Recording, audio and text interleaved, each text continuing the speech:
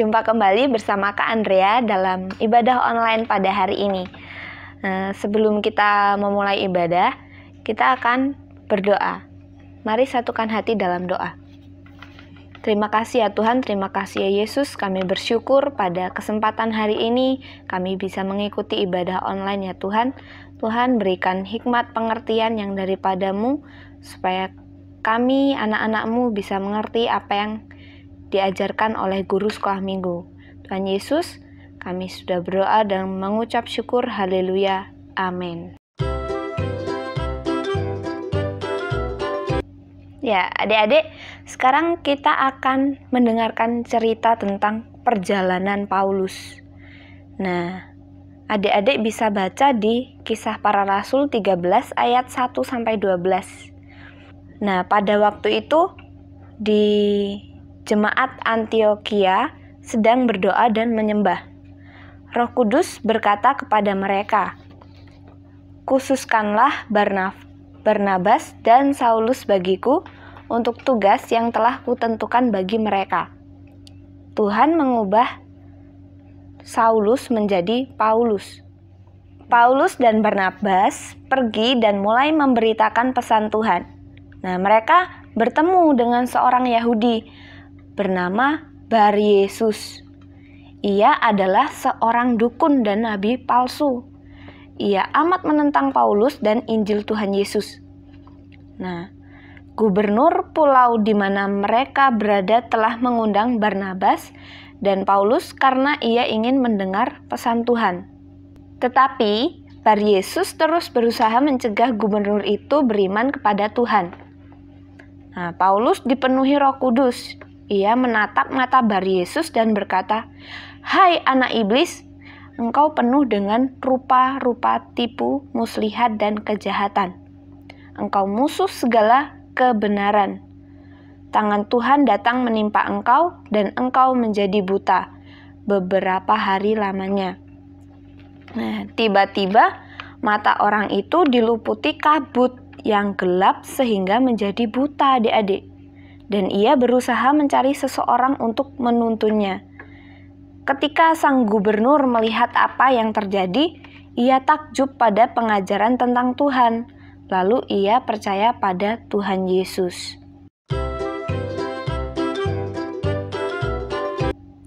Nah, Tuhan ingin agar setiap orang mendengarkan kabar baik dan kuasanya dapat mengalahkan penghalang apapun. Nah, kuasa Tuhan itu membuat gubernur heran dan beriman pada Tuhan. Tuhan itu maha kuasa, adik-adik. Tidak ada orang atau ilah lain yang seperti Tuhan Yesus. Di sini Paulus dan Barnabas bisa saja takut lalu lari saat menghadapi situasi yang sulit itu. Namun mereka berdua ini tidak mengizinkan cobaan memberhentikan mereka mengejar karya Tuhan Yesus. Nah, kita mungkin akan menghadapi orang-orang yang mematahkan semangat kita untuk melakukan apa yang benar atau memberitahu orang lain tentang Yesus. Jika itu terjadi, adik-adik harus ingat bahwa kuasa Tuhan itu lebih besar daripada siapapun yang ingin melemahkan semangat kita.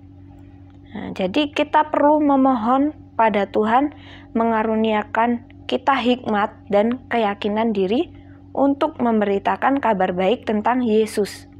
Kita perlu berdoa dan meminta Roh Kudus mengajarkan karyanya dalam diri kita.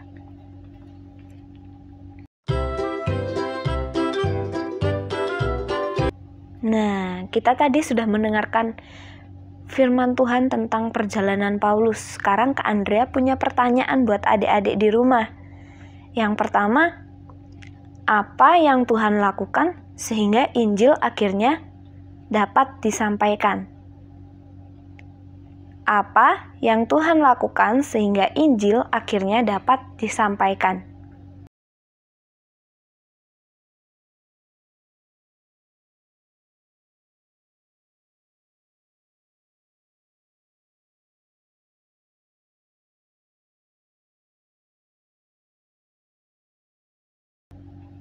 Yang kedua, Bagaimana kuasa Tuhan terbukti lebih besar daripada kuasa Bar-Yesus?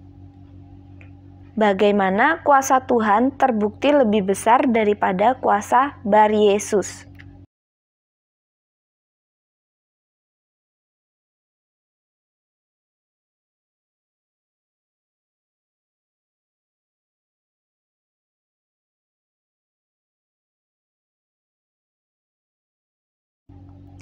Yang ketiga, kapan kita dapat memberitakan Yesus kepada orang lain? Kapan kita dapat memberitakan Yesus kepada orang lain?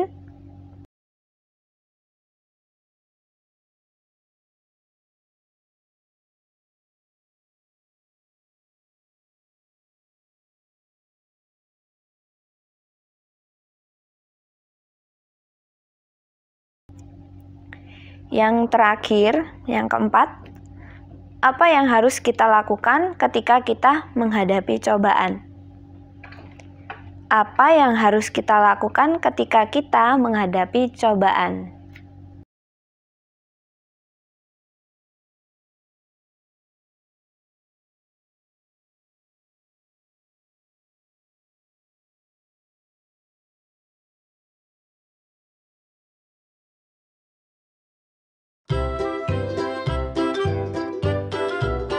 Nah, adik-adik, sekarang ibadah kita sudah selesai dan kita akan tutup ibadah online pada hari ini.